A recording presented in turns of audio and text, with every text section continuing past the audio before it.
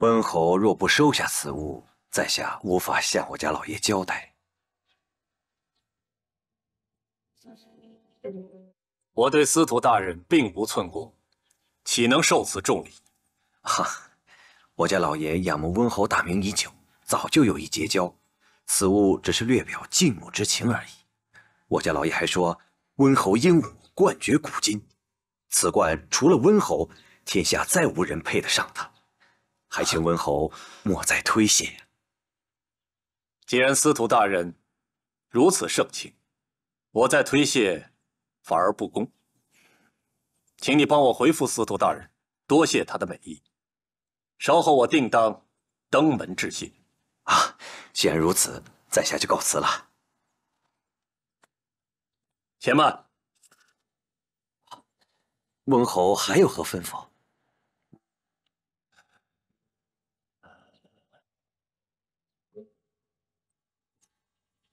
啊，温侯有什么事尽管吩咐。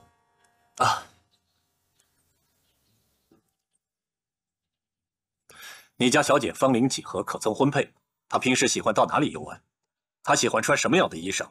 她有没有特别喜欢的小动物呢？她平时在你面前可曾提起过我？最重要的是，她现在可有意中人？啊，温侯想先听哪一条呢？啊，最紧迫的是，你家小姐今天可在府上？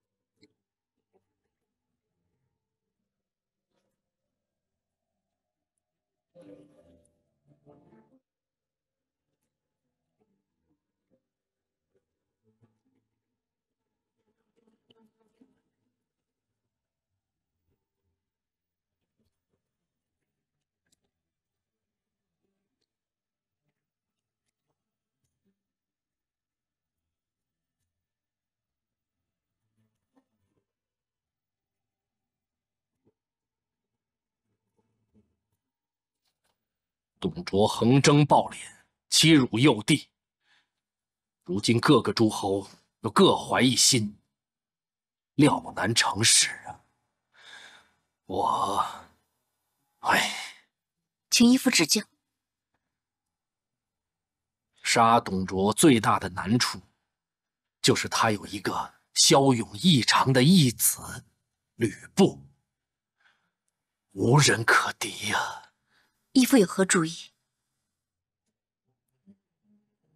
你刚才提到的西施，那你应该还记得西施筑越灭吴之计啊？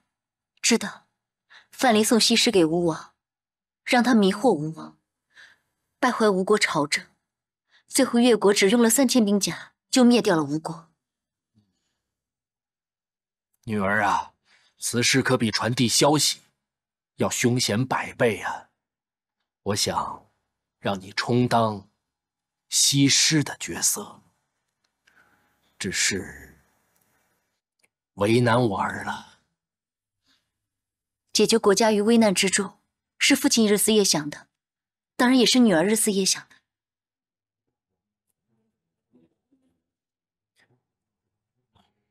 我想让你从中周旋离间，让他们父子反目成仇。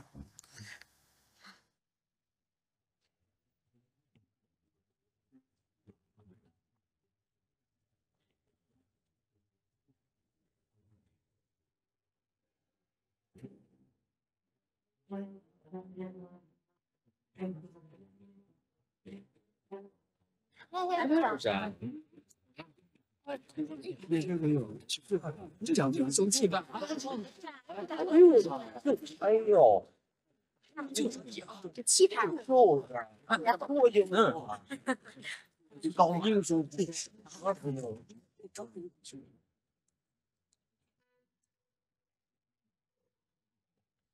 温侯，请。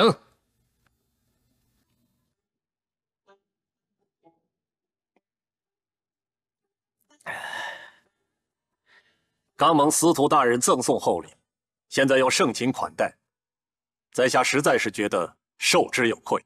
温侯乃护国神器，国之栋梁，方今天下已无英雄，唯有温侯一人耳。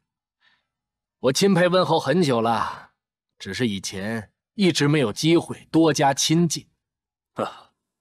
过奖了，过奖了，大人这样抬爱，真是愧不敢当啊。温侯过谦了，连长安街上的小儿都知道温侯的英名，天天交口称赞。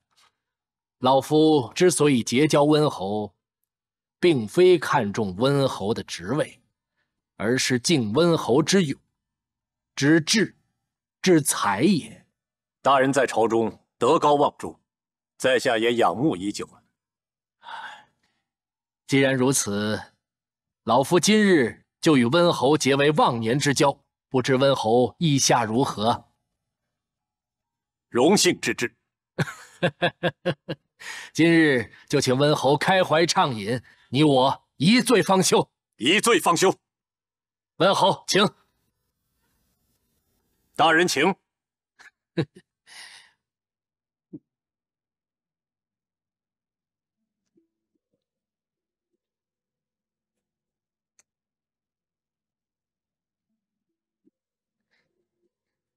小姐，该更衣了。我知道了。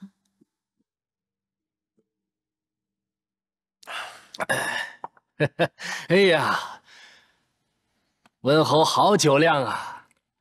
老夫年事已高，酒量有限了，不能陪温侯一尽酒兴，不如呼出小女抚琴祝酒。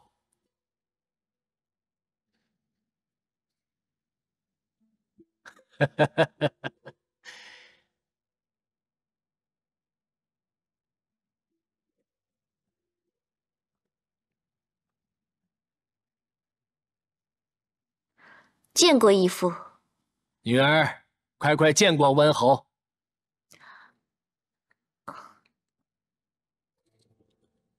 貂蝉来迟，还请温侯恕罪。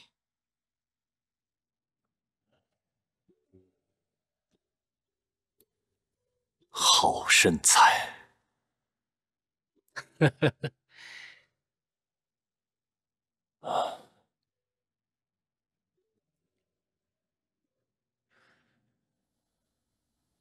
温侯，温侯。哦，那天在舟舫之上贸然惊扰，还望小姐见谅。哦，莫非温侯早就见过小女？那天放河灯之时，巧遇温侯。若不是温侯在场，女儿都不知道让多少登徒子骚扰呢。原来如此，真该谢过温侯了。哦，惭愧惭愧。女儿啊，赶快敬温侯。温侯，快请坐。哦。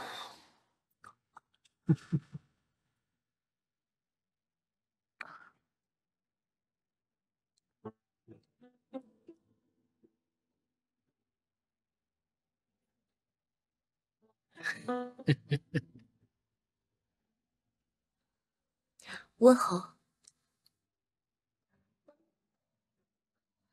温侯。啊，哦，感谢小姐。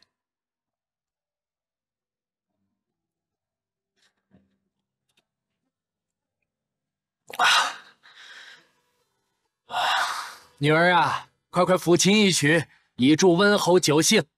貂蝉献丑了。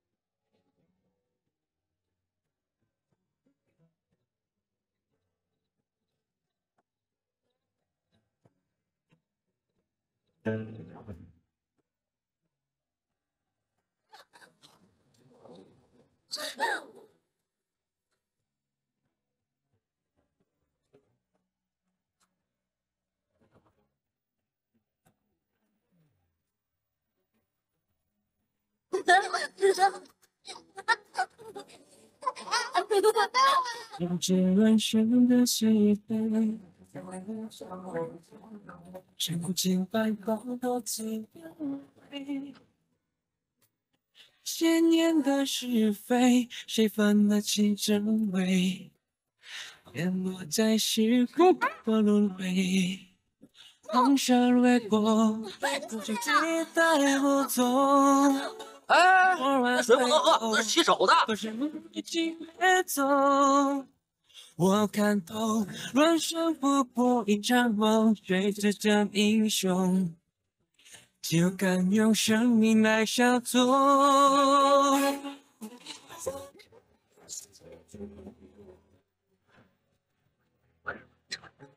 放开他们，不然谁也活不成。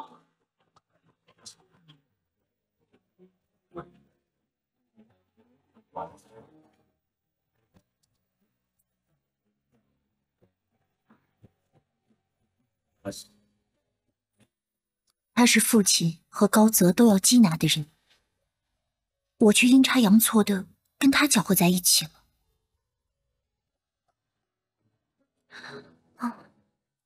我这是怎么了？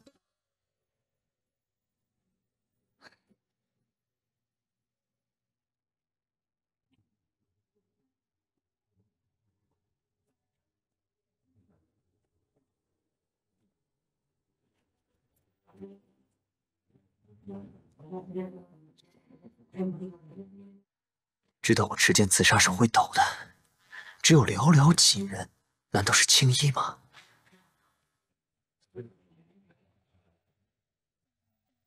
诸位乡亲听着，县令大人已经查明了，曾经杀山贼救少女的，却是铁面侠所为。后来骚扰百姓的，是虎牙山山贼假扮的，请大家不要混淆视听，人云亦云，特沿街相告。请大家不要人云亦云，特沿街相告。这个高泽，倒像个信义之人，希望通过此一番比武较量，能够止息干戈。这个武字是由止和戈组成。知道我今天为什么教训你们吗？师傅，是小小先拿我的东西，他不但不还我，还打我。爹，小小老欺负严城，我实在是看不过去，这才……住嘴！小小年纪就持武斗狠，现在不教训你们，以后那还了得？哎，你不是马上就要回京城了吗？你赶紧教他们武功吧，已经没时间了。时间再紧，也要教训他们。可是，如果你把他们给打疼了，打得浑身疼痛，今天还怎么学武啊？你一年只回真定这么一回，回来一次只能待个2、3天。你能教他们武功的时间是少之又少。如果你今天教不成，下一次恐怕又得是1年之后了。我答应你，你走之后我来教训他们，这总行了吧？没时间了，你赶紧教他们武功。还不去拿剑？哦。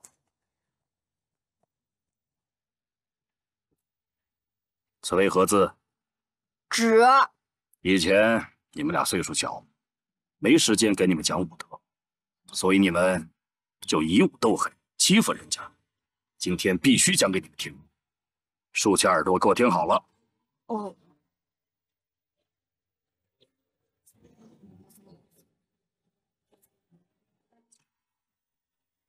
此为何字？知道什么意思吗？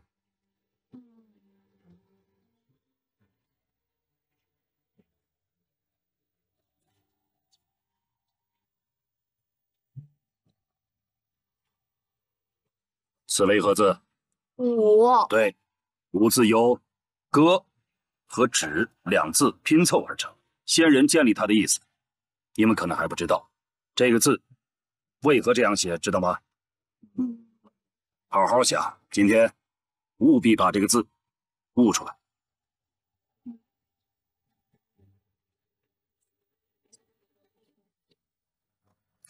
止戈为武，停止干戈才是武。先人在创建这个字时，显然是希望用这个字来平息战事。你说呢？我想的和子龙一样。你们看，武不是用来以暴制暴，更不能恃强凌弱。武字是平定暴乱，止息兵戈，这才是真正的武。子龙有甚？止戈为武，切不可以武斗狠。爹，云儿记住了。师傅，头儿谨记。好，那你们保重。快走吧，不然日落之前就赶不到京城了。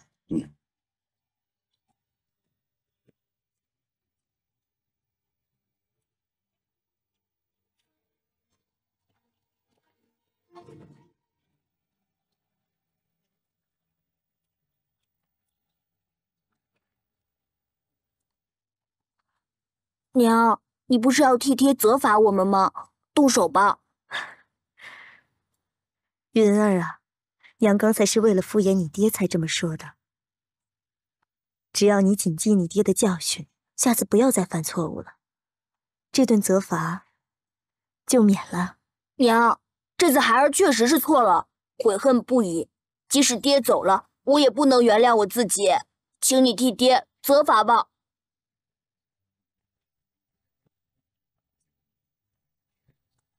请你替爹责罚吧。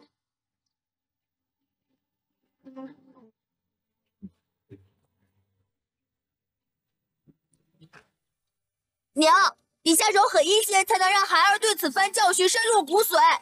就下手再狠一些吧。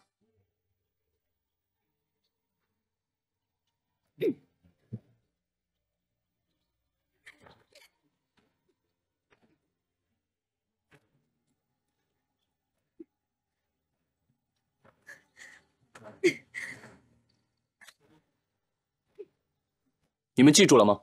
娘。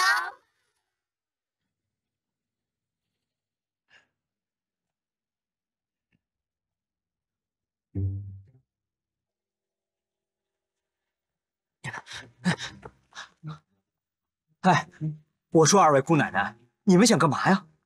你们想把房子给点了吗？点了就点呗，反正房子是我们的，我们乐意点，你管得着吗？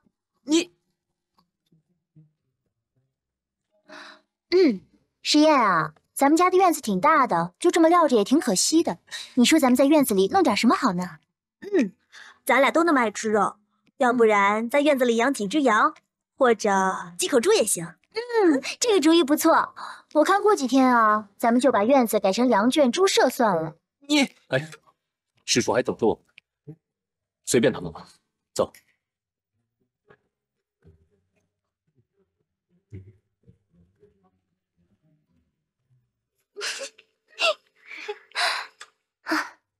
谁让他们当咱们是偷奸贼，时不时的就得恶心恶心他们。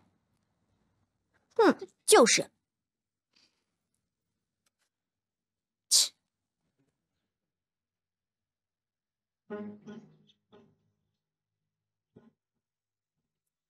共同起兵讨伐董卓。哼，袁绍、公孙瓒一起送来羽檄，看来他们是早就商量好了。这是在威逼我呀！天下人皆知董卓是反贼，主公反了他也是正义啊！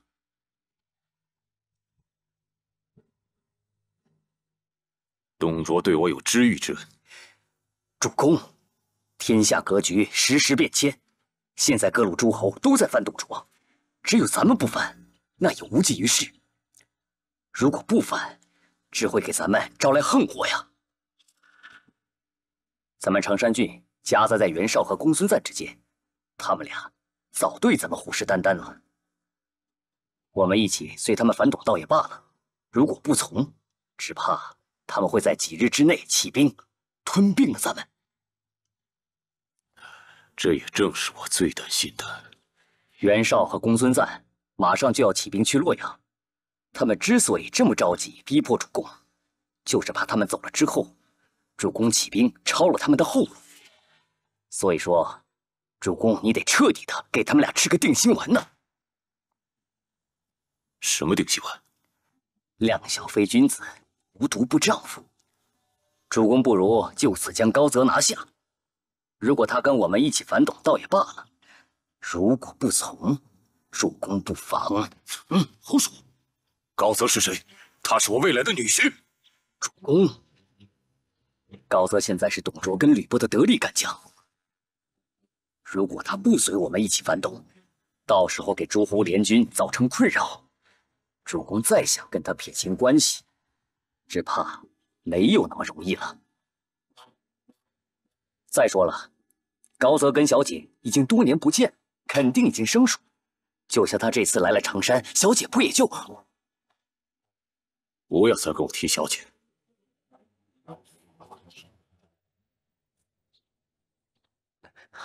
哎，子龙，你就告诉我呗，上次在桃花林，青衣跟你说的什么呀？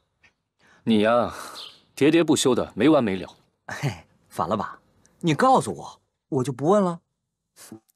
青衣说，高泽小的时候练刺杀时，被马蜂给蛰过一下，从此以后留下了后遗症。直到现在，他挺剑平刺的时候，手臂都会有微微的颤抖，剑尖自然而然的往下偏。他怎么知道高泽小的时候被马蜂蛰过？他俩到底什么关系啊？青衣和我说，他父亲和高泽的父亲曾经同朝为官，他们两个人小时候在洛阳见过。青衣说，他父亲现在已经辞官回乡，在常山郡的乡下隐居。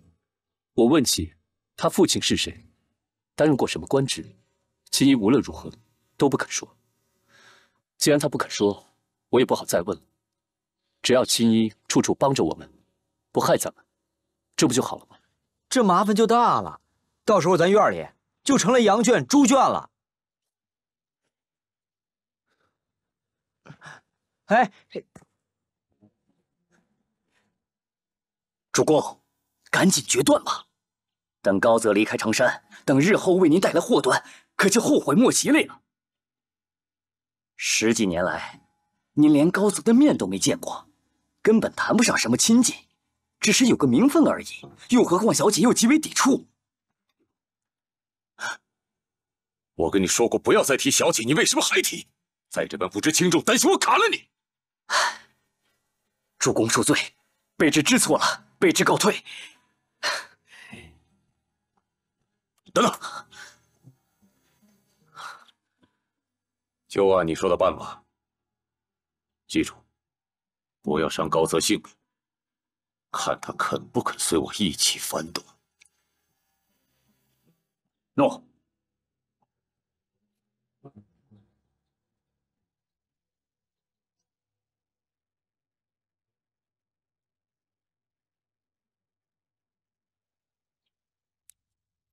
子龙啊，几番博弈下来，你保住了青钢剑，必然是尽了孝，尽了忠。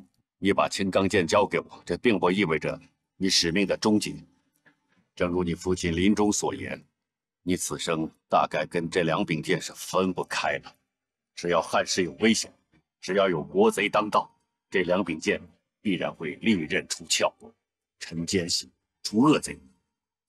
子龙啊，经过这一段日子的观察，你跟我师兄一样，是个忠心赤胆的人。今后在护卫汉室几十年里，你必然还要跟这两柄剑紧密相连。明白了。你们俩，跟我来。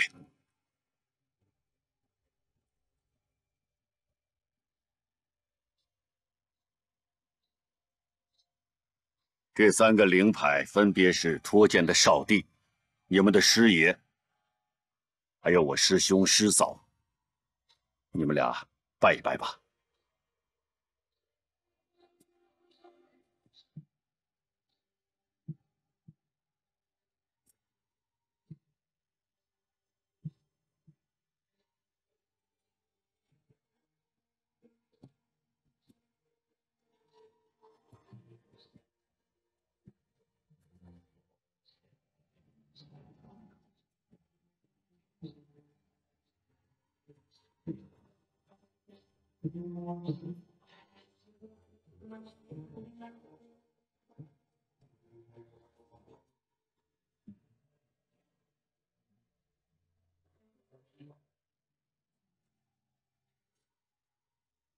爹，娘，直到今天，孩儿才真的理解，当初为什么你们要舍弃性命，保护青钢剑。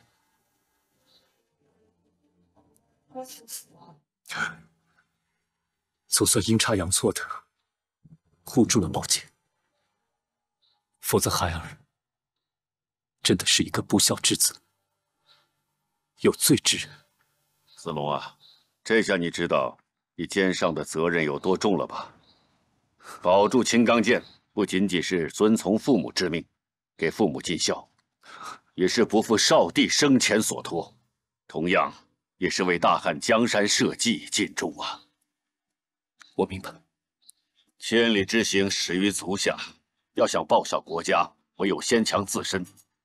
你打赢高泽，固然有悟性高的因素，但你真正的实力还距他很远。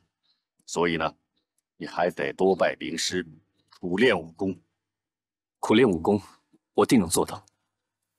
多拜名师，师傅教我还不够吗？学武永无止境，必须要博采众长。至于你要拜的名师，我早已安排。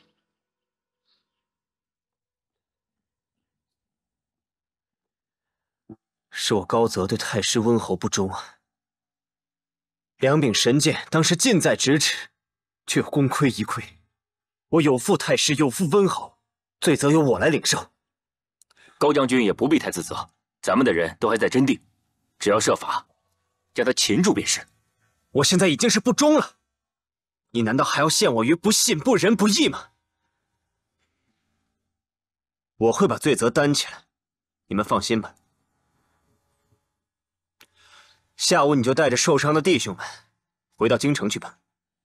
那您不走吗？我本打算把虎牙山贼剿灭之后再回到洛阳，但没想到这么快就得走了。我走之后，山贼一定会趁机再来荼毒百姓的，所以利用好这几天把城防巩固起来。就算是城防巩固，只要城内有人跟山贼沆瀣一气，再坚固的城防也无济于事啊。放心吧，我们走之后，如果有山贼来扰，一定会有人挺身而出的。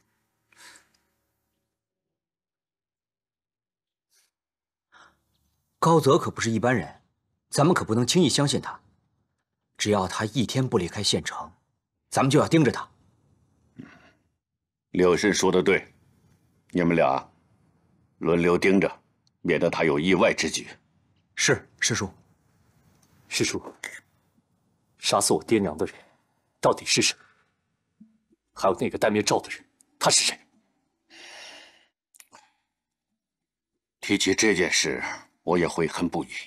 其一，我们没有料到少帝生前最信任的宦官会供出这两柄神剑的下落；其二，董卓派出的人来得太快，我们事先根本没有得到任何消息。结果你们一家在赵家庄孤军奋战时，我们还毫不知情。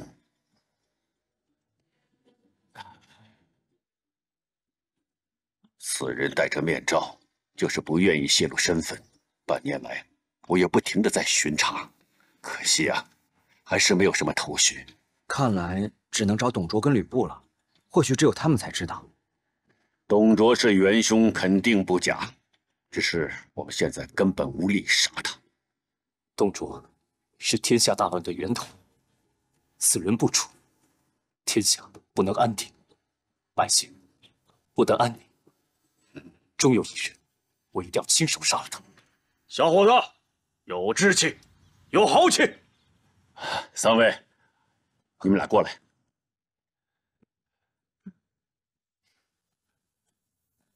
这便是赵校尉之子赵子龙吧？是，正是师兄之子，我的师侄。既然是赵校尉之子，便是我们的师侄，咱不必客套，我们直接自报家门吧。也行。我们跟赵校尉、李校尉是在京城时的旧友。董卓篡权以后，我们痛恨国贼在京城为非作歹，却又无计可施，只好愤慨离京，追随2个校尉来到常山郡隐居。平时以各种身份掩饰。我是方安国、吕培壮、林岳。你们这3位前辈分别擅长使用各种兵器，照理讲，你们应该好好跟他们学上1年半载才行。只可惜啊，他们3位马上就要投奔18路反董诸侯去了，所以说，你们跟3位习武的时间只有3天。3天？这么赶？是啊，诸侯马上就要会盟了，而这3位正欲大干一番呢，所以在这有限的时间里，你们要好好跟他们讨教。是，麻烦你们了。嗯。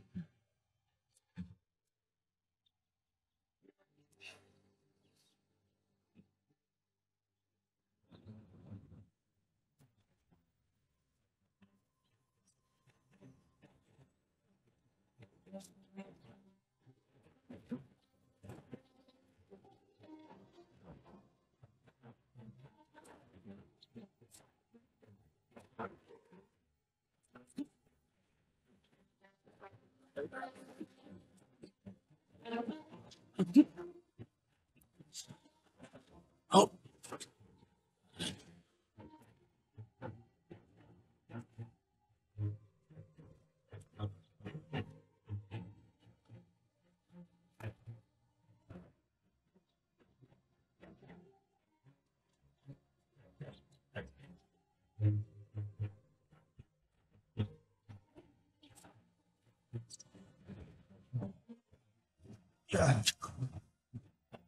龙儿，哎，好，了不得力量，了不得力量。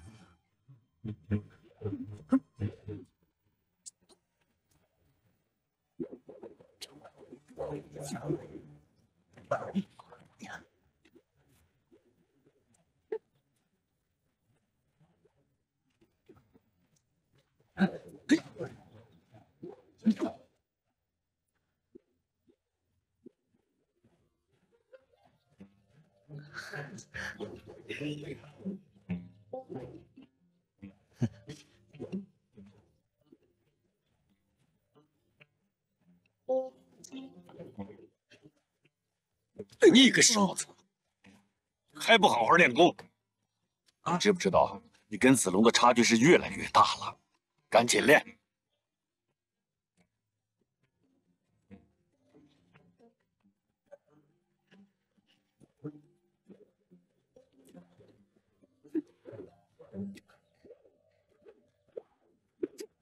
子龙，子龙啊！林岳等3位前辈武功各有所长，这几天虽然很累，但你切不可松懈啊！好，啊，这样吧，你稍微休息一下，到树林里去吐纳一下真气。明白，去吧。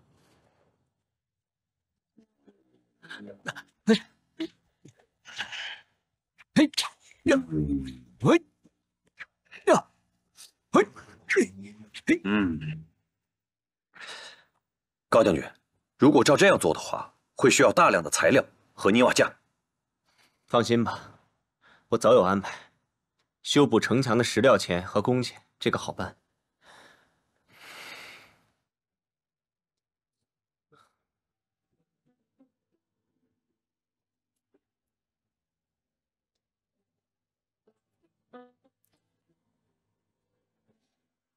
一会儿，你就去派人定下修墙的石料。修补城墙的工匠，一定要找全城最好的泥瓦匠，把城墙修补得万无一失。我现在即刻派人到冀州，把这些东西典当掉。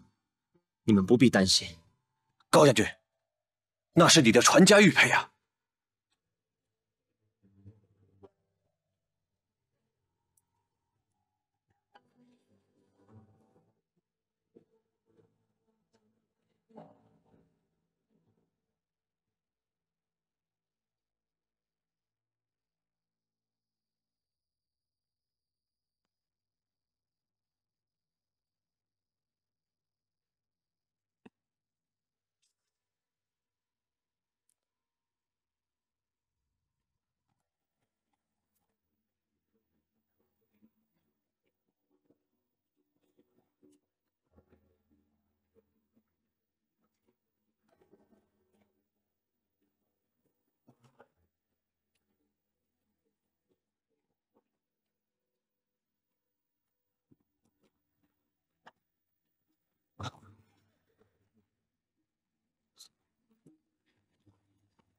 嘿，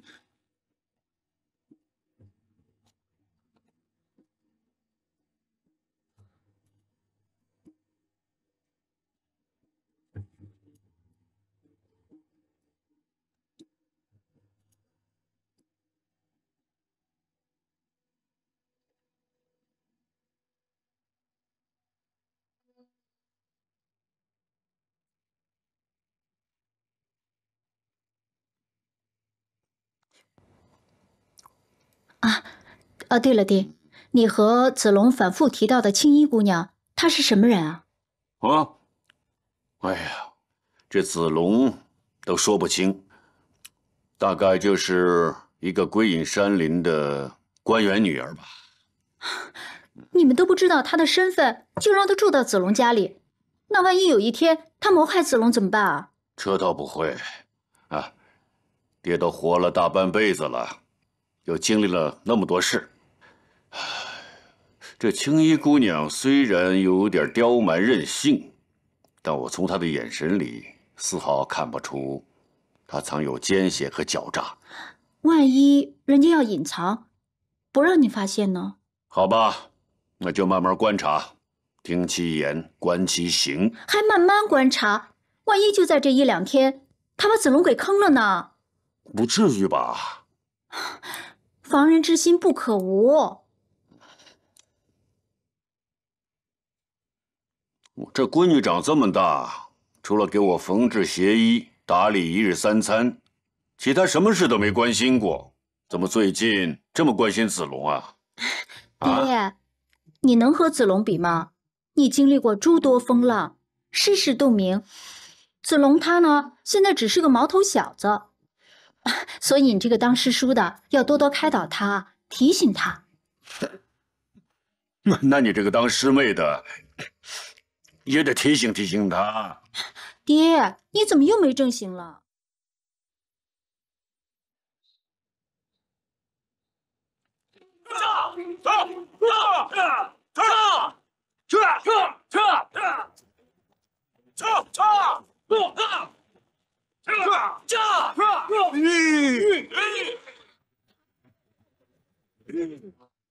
一会儿到了县城，记得把武器给我藏好，分散地皮，从各个城门进入。记得千万不要引起高泽等人的注意。走，这。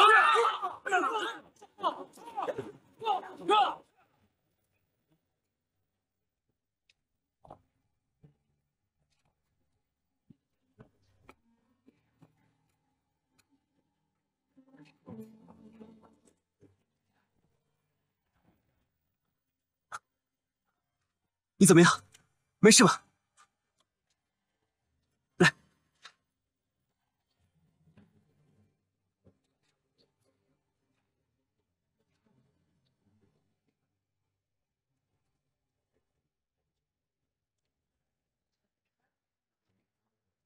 啊，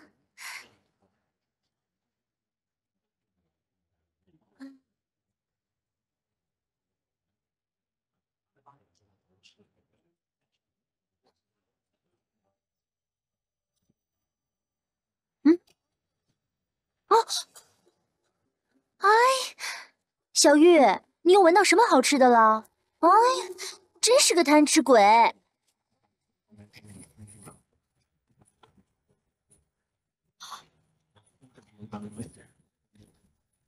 耿纯，快点！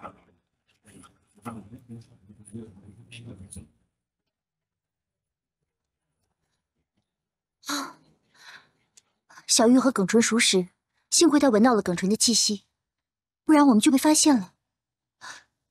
我爹他们怎么查得这么准？不对，小姐，你看耿纯他们几个都穿着便衣，推着那么重的箱子，不知道里面装的是什么。莫非我爹他们出事了？小姐，先不要妄自猜测，带我悄悄跟着耿纯，看看他来真定县到底意欲为何。啊，我的轻功比你好，还是我跟着他吧。小姐要小心啊。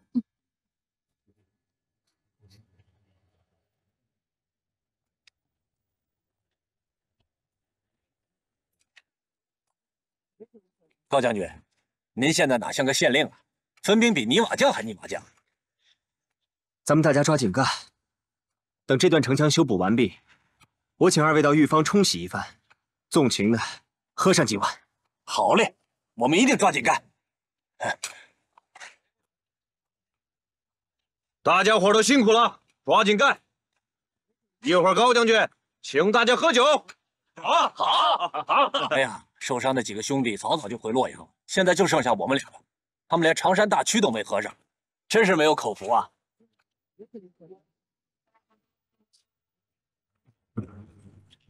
快，快点！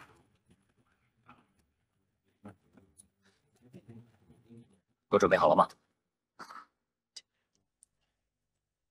去吧。诺。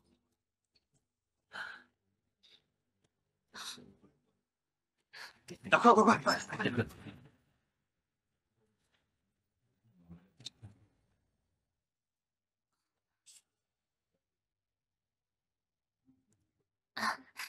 万事俱备，只欠东风。去禀告大人。诺。给我先干。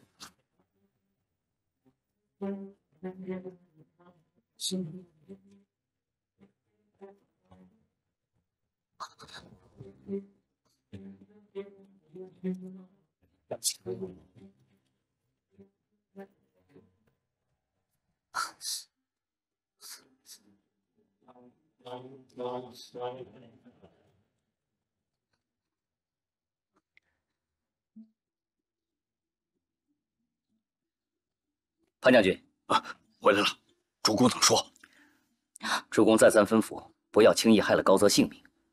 但此人狡猾异常，虽然表面答应归顺，背地里还不知道会如何算计主公。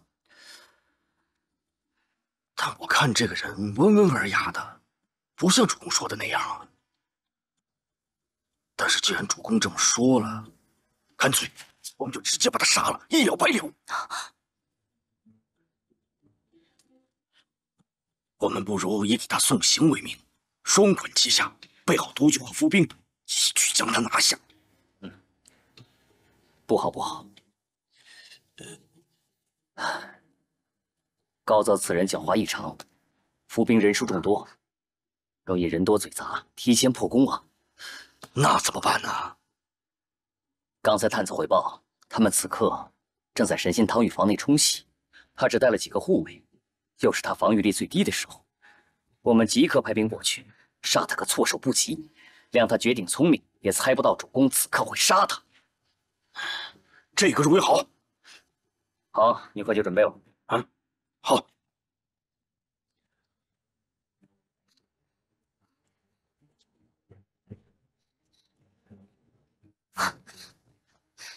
让一下。哎，怎么样？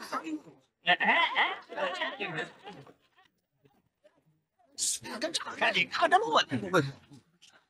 让下，让一让，让一让。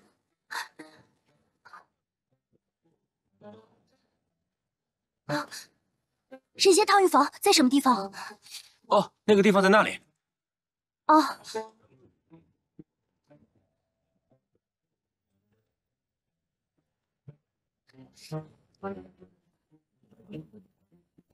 我借马衣。哎，哎，我的马！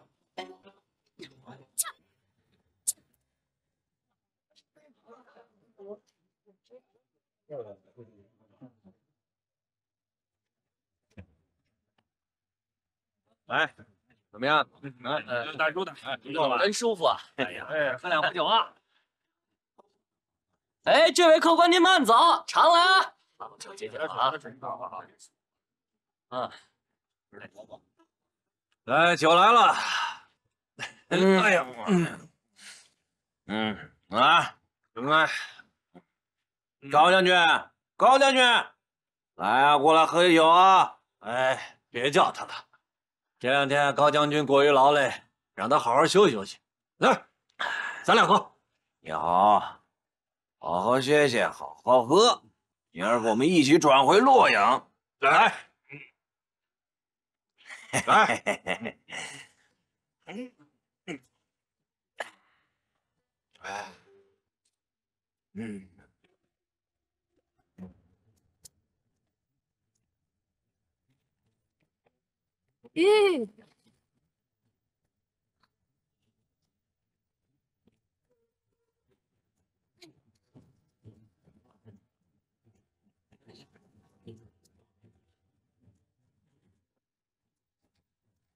哎，姑娘，女仆在那边。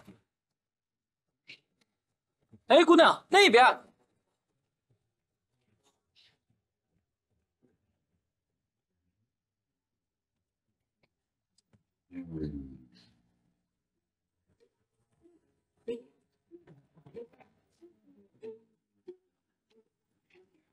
干嘛呢你？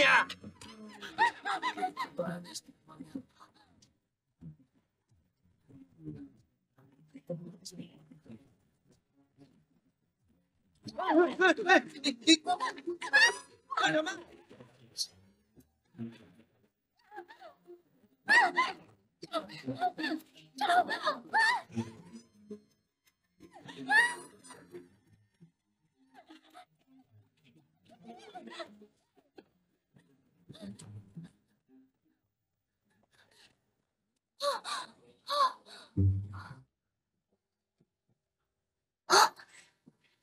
不对啊，这人又是被摔又是被我打，怎么一点声音也没有？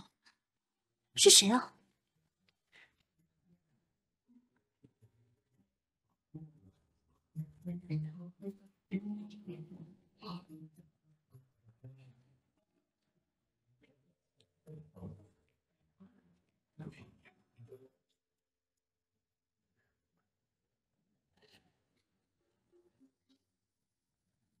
高泽，高泽，高泽！哎，你看，哎，谁这是啊？哎，上来了，上来了，漂亮啊！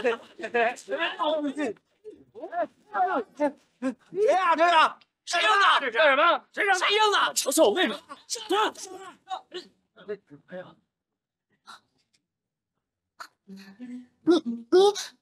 你怎么会在这儿？我刚才打的不会是你吧？什么？你又打人了？谁啊？没事没事。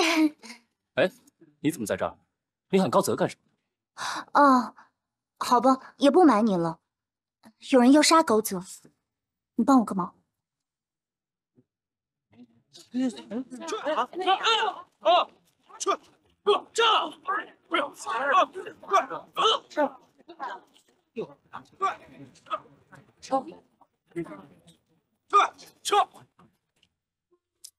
这个事吧，你说让我帮你，也不是不可能。但是吧，快说。你上次帮了我，就把我家房子据为己有。哎呀，要是我帮你，比如……啊，你怎么这样？好，我不用你。本姑娘今天就豁出去了，我一个屋一个屋的找，不信找不到。哎，别心急嘛，咱们有话好好说。这是南澡堂，一个女孩子行动不方便。哎，好吧，你这个事情我帮了。这样，你先把衣服脱下来。什么？你个下流坯子！哎，你还打我！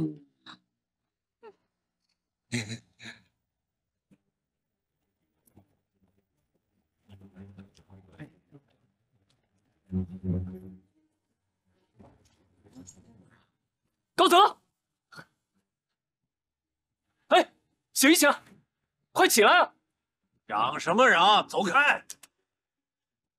高泽，哎，醒一醒！喂，起来啊！什么事儿啊？赵子龙，赵子龙，我受人之托，过来通知你们，杀你们的人马上就要到。哎呀！高泽，快醒一醒！哎，醒一醒，高泽！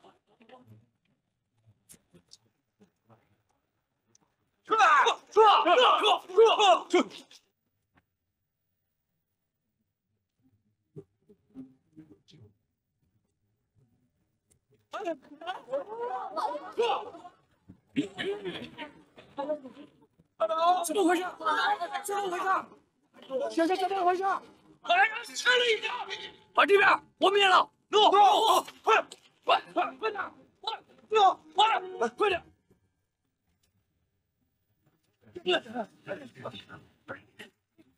这边清理干净，快点！快点！带谁干的？潘宇，你这是要去害谁呀？你们是不是去神仙堂沐浴房啊？晚了，高泽早就跑了。赵子龙，你是何人？你到底是谁？我是早料到你们图谋的人，显而易见，连这都看不出来吗？什么？你把他给我抓起来！我继续搜，抓高泽。好，上！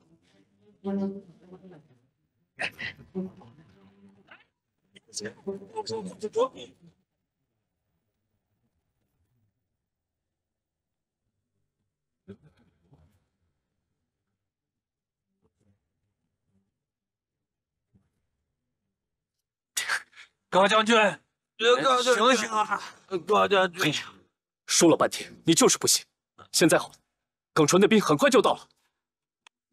哎呀，那直接跟他拼了，不就是了吗？啊，就是啊。你看你们两个，酒喝的连话都说不利索，刀还拿得稳吗？何况这一次耿纯带的兵都是1等1的高手，你们打得过吗？那怎么办？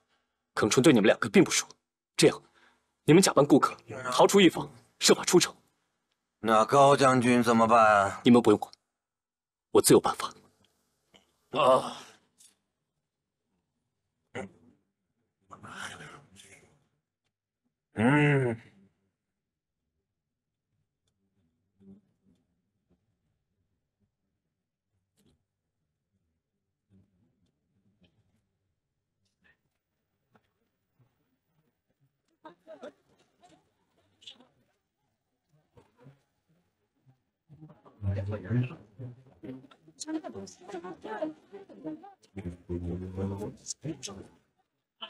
看一看啊，2文钱一个啊，看看嘞。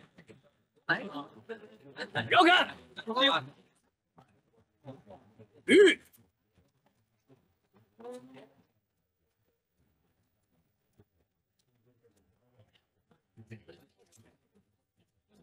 给我听好了，弓箭手把这给我围了，其他人跟我进去。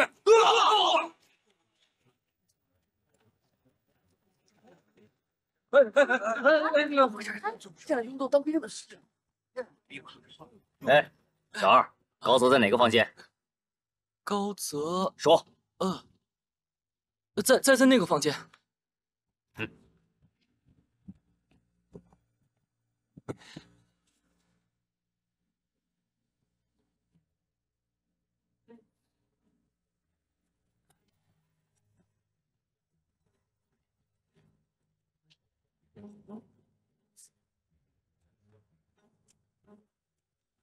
站住！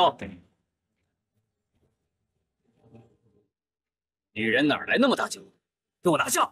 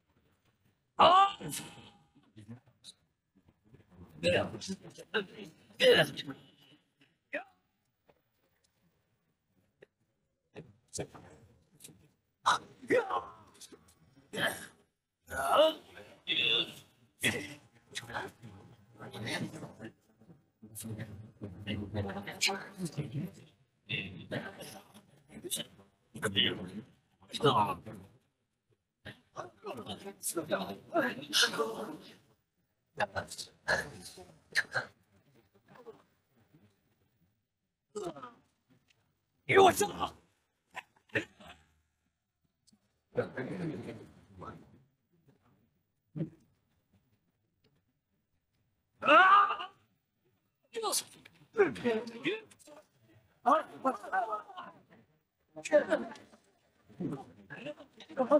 给我追！上！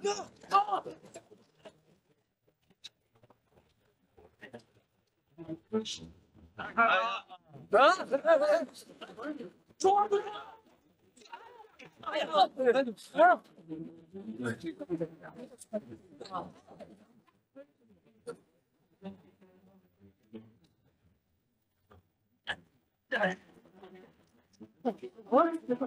嘛呀？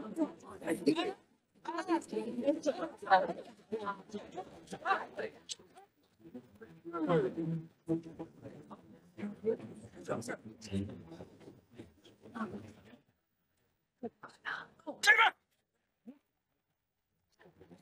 哎呦，危险，危险！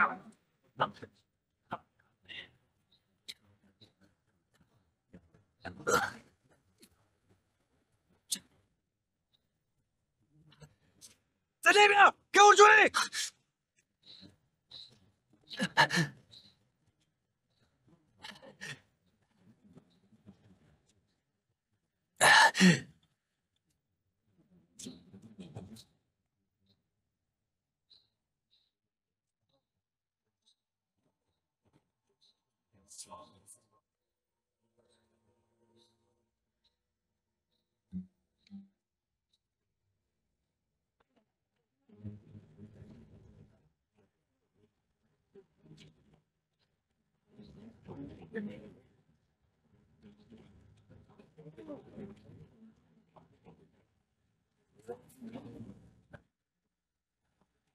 城门已经紧闭，看来只能闯出去了。城门口的吊桥已经升起了，咱们光夺了城门也不行，城楼一定也要夺下来。楼上楼下那么多士兵，还没等咱们杀完，耿纯、潘瑜他们就会杀过来。难道这就没有什么出去的办法吗？你一定要听我的，千万不要误会。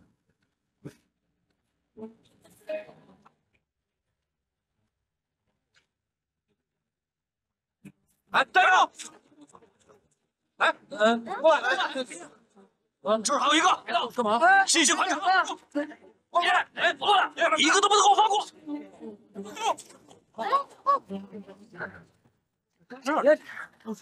怎么样？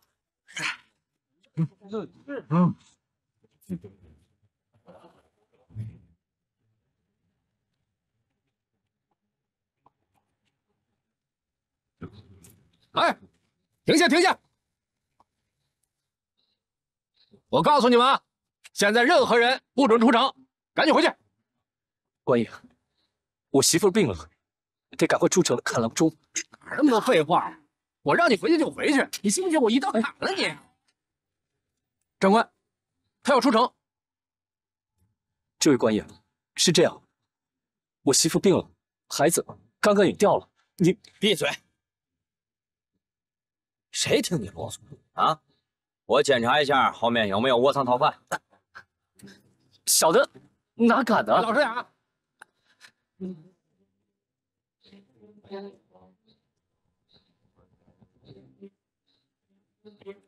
哎，官爷，不能先啊！少废话！